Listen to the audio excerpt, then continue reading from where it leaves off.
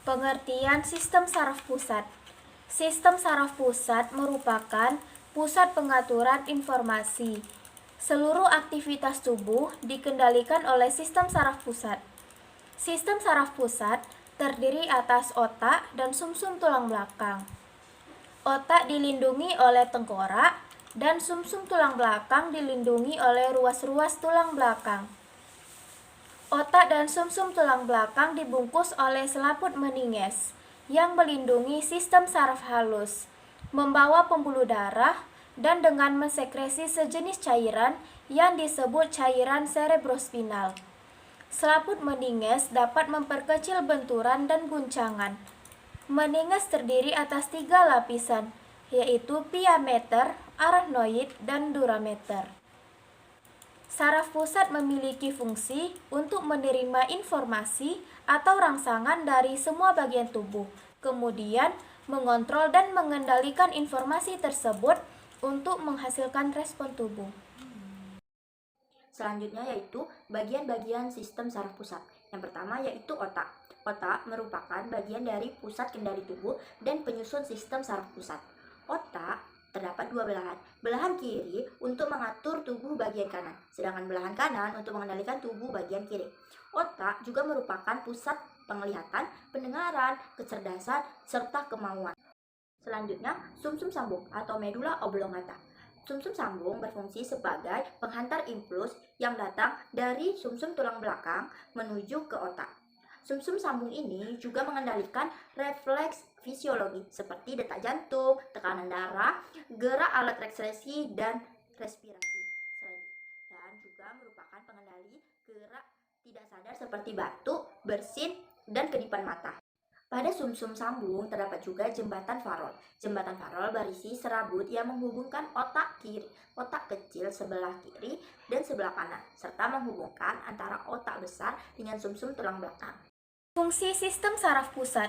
Sistem saraf pusat memiliki 3 fungsi. Yang pertama, untuk mengetahui kejadian atau perubahan yang terjadi di sekitar kita, dilakukan melalui alat indera.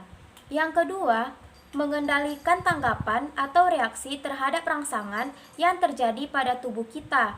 Yang ketiga, mengendalikan kerja organ-organ tubuh. Cara kerja sistem saraf pusat. Cara kerja sistem saraf pusat dibagi menjadi 2. Yang pertama, gerak disadari, dan yang kedua, gerak refleks. Gerak yang disadari atau gerak sadar merupakan gerak yang terjadi karena disengaja atau disadari.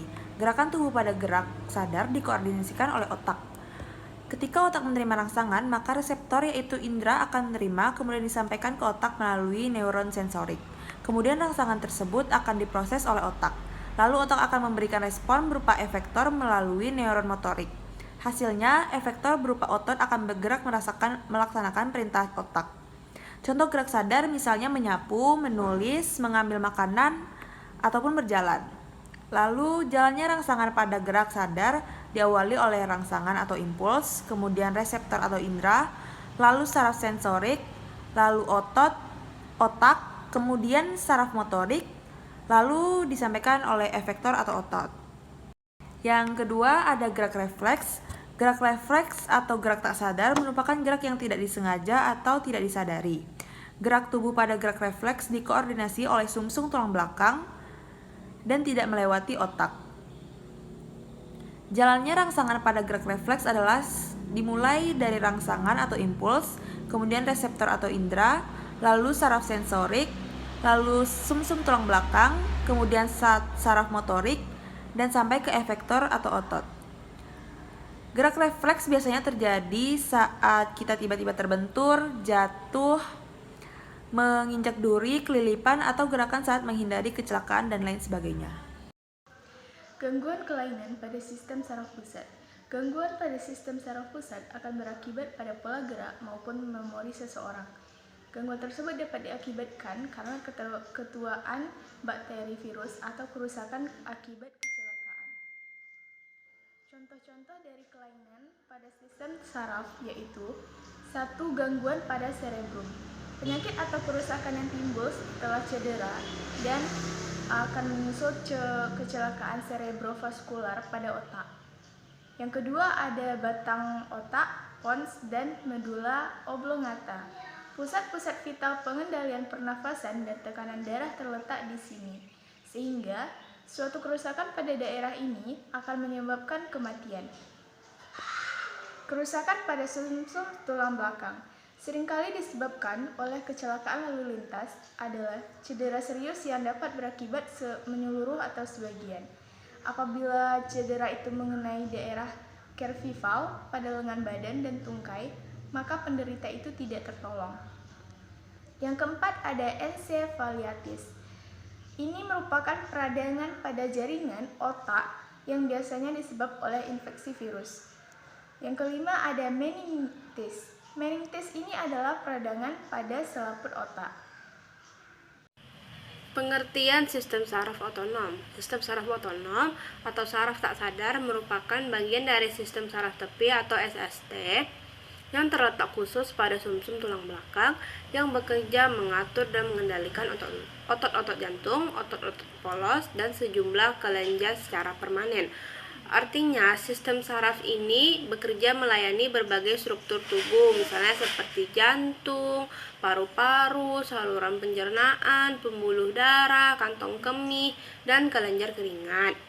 Disebut sistem saraf otonom karena sifat kerjanya ini tidak menurut kemauan atau kehendak kita.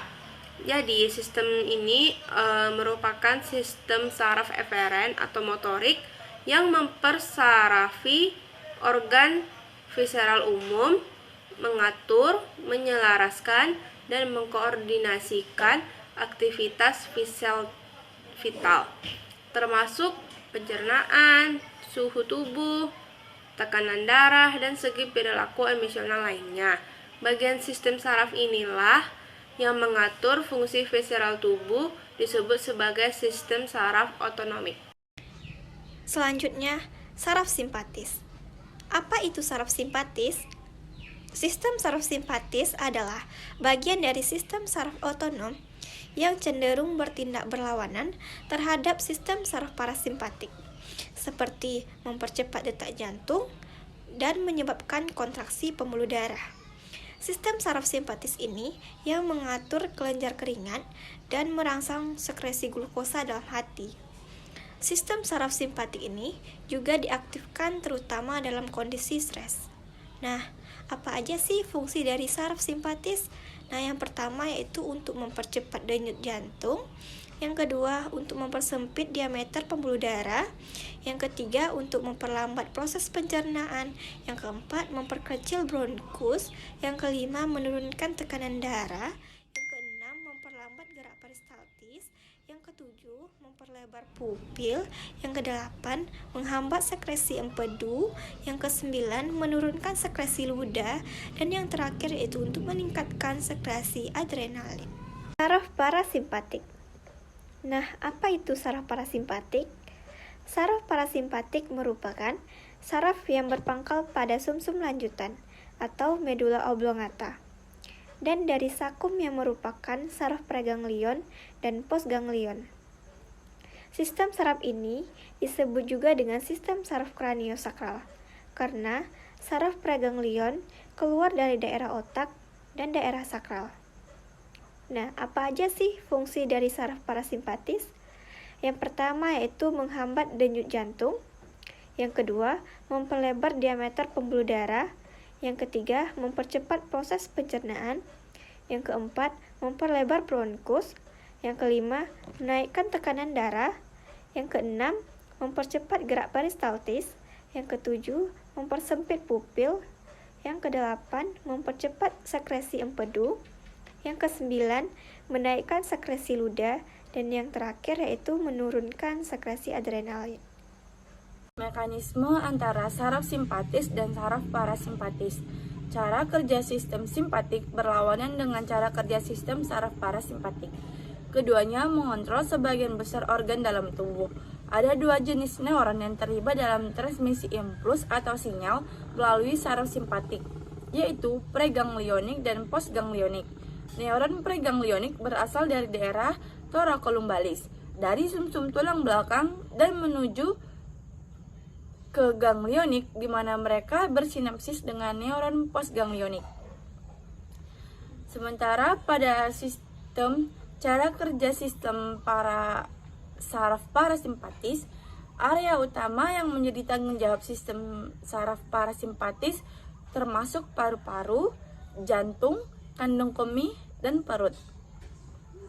Saraf-saraf tersebut bekerja untuk menyempitkan pupil, menyebabkan air liur, memperlambat detak jantung, mengencangkan bronkus di paru-paru, melancarkan pencernaan, melepaskan empedu, serta membuat kontraksi kandung kemih.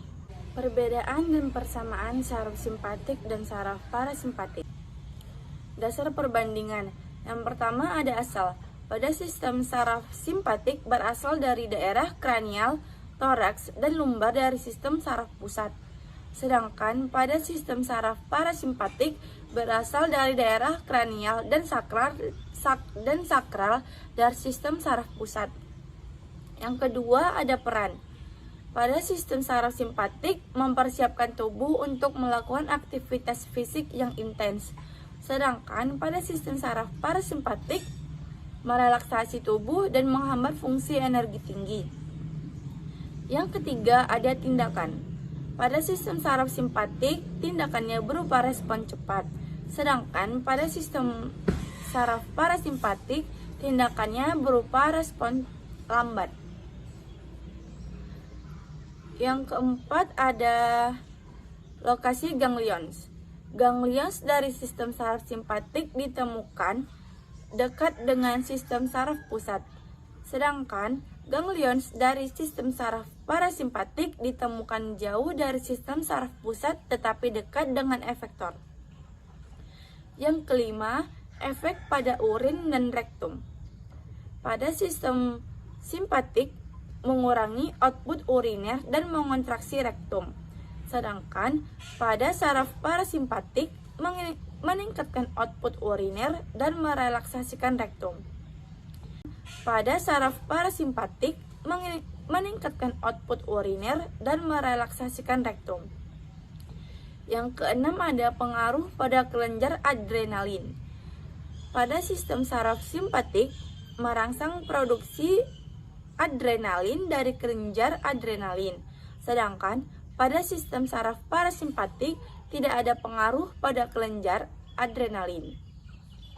Yang ketujuh ada jenis efek homeostatik. Pada sistem saraf simpatik menghasilkan rangsangan efek homeostatik. Sedangkan pada sistem saraf parasimpatik menghasilkan penghambat efek homeostatik. Yang kedelapan ada ukuran serta pasca ganglionik. Sejumlah besar syarat pasca ganglionik ditemukan dalam sistem saraf simpatik. Sejumlah kecil syarat pasca ganglionik ditemukan dalam sistem saraf parasimpatik. Yang kesembilan ada efek pada area target. Sistem saraf simpatik menghasilkan efek difus pada area targetnya. Sedangkan pada sistem saraf parasimpatik menghasilkan efek terlokasi di. Dasar perbandingan efek pada area target, sistem saraf simpatik menghasilkan efek difusi pada area targetnya, sedangkan sistem saraf parasimpatik menghasilkan efek terlokalisasi di area target. Dasar perbandingan jumlah pasca ganglionik saraf simpatik, sejumlah besar serat pasca ganglionik ditemukan dalam sistem saraf simpatik, sedangkan saraf parasimpatik sejumlah kecil serat pasca ganglionik ditemukan dalam sistem saraf parasimpatik. Dasar perbandingan cakupan tubuh saraf simpatik mencakup area tubuh yang luas, sedangkan saraf parasimpatik menutupi area kecil tubuh. Dasar perbandingan ukuran serat praganglionik saraf simpatik, serat praganglionik dalam sistem saraf simpatik pendek, sedangkan saraf parasimpatik ukuran serat praganglionik dalam sistem saraf parasimpatik panjang. Dasar perbandingan efek pada tingkat metabolisme, detak jantung dan tingkat darah. Saraf simpatik meningkatkan detak jantung, tingkat darah, dan tingkat metabolisme, sedangkan saraf parasimpatik mengurangi detak jantung, tingkat darah, dan tingkat metabolisme. Dasar perbandingan efek pada glikogen, saraf simpatik meningkatkan tingkat kerusakan glikogen, sedangkan saraf parasimpatik tidak berpengaruh pada kerusakan glikogen. Dasar perbandingan efek pada tubulus bronkial, saraf simpatik melebarkan tubulus bronkial, sedangkan saraf parasimpatik mempersempit tubulus bronkial. Efek pada sekresi air liur, saraf simpatik menghambat sekresi air liur, sedangkan saraf parasimpatik merangsang sekresi air liur. Dasar perbandingan kesadaran sensorik, saraf simpatik meningkatkan kesadaran sensorik, sedangkan saraf parasimpatik mengembalikan kesadaran sensorik ke tingkat normal. Dasar perbandingan apa yang dikeluarkan pada efektor, saraf simpatik melepaskan non-adrenalin pada efektor, sedangkan saraf parasimpatik pada efektor asetilkolin dilepaskan oleh sistem saraf parasimpatik. Dasar perbandingan efek pada pupil mata, saraf simpatik melebarkan pupil mata, sedangkan saraf parasimpatik merangsang pupil mata. Dasar perbandingan efek pada sistem pencernaan, saraf simpatik meningkatkan aktivitas sistem pencernaan, sedangkan saraf parasimpatik mengurangi aktivitas sistem pencernaan. Persamaan saraf simpatik dan saraf parasimpatik. Yang pertama, sistem saraf simpatik dan saraf parasimpatik adalah bagian dari sistem saraf otonom. Yang kedua, baik sistem saraf parasimpatik dan simpatik berperan dalam menjaga keseimbangan sistem tubuh atau homeostatis. Yang ketiga, sistem saraf simpatik dan saraf parasimpatik terbuat dari neuron praganglionik dan pascaganglionik. Yang keempat, sistem saraf simpatik dan saraf parasimpatik berasal dari sumsum tulang belakang. Dan yang kelima, sistem saraf simpatik dan parasimpatik mengatur proses fisiologis tubuh seperti buang air kecil, reproduksi, pernapasan, sirkulasi, dan pencernaan. Selanjutnya yaitu penyakit gangguan sistem saraf otonom. Yang pertama ada poliomyelitis. Ialah penyakit yang menyerang neuron motorik sistem saraf pusat, terutama otak dan medula spinalis oleh infeksi virus. Kemudian ada amnesia yang merupakan gangguan yang terjadi pada otak karena disebabkan guncangan batin atau cedera.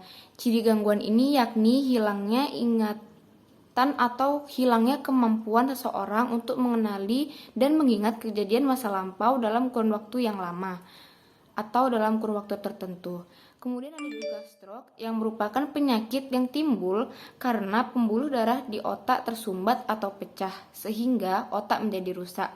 Penyebab penyumbatan ini ialah adanya penyempitan pembuluh darah atau arteriosklerosis. Ciri yang tampak dari penderita stroke misalnya wajah yang tidak simetris.